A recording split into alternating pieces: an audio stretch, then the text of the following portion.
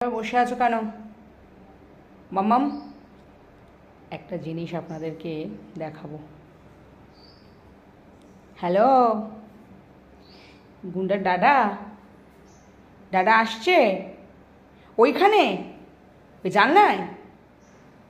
হ্যাঁ, ওই যে জানলায় ডাডা আসছে এখনই। গুন্ডার ডাডা কি এখনই এখনই আসছে?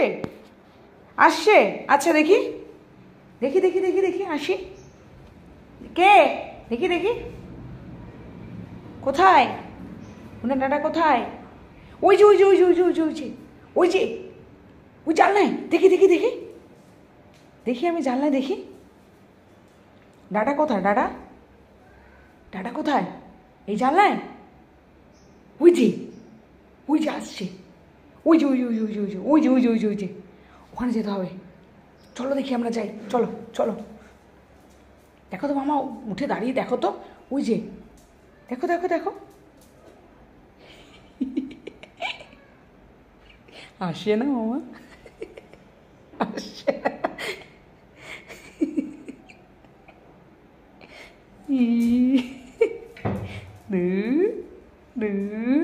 আচ্ছা ঠিক আছে, চলো চলো।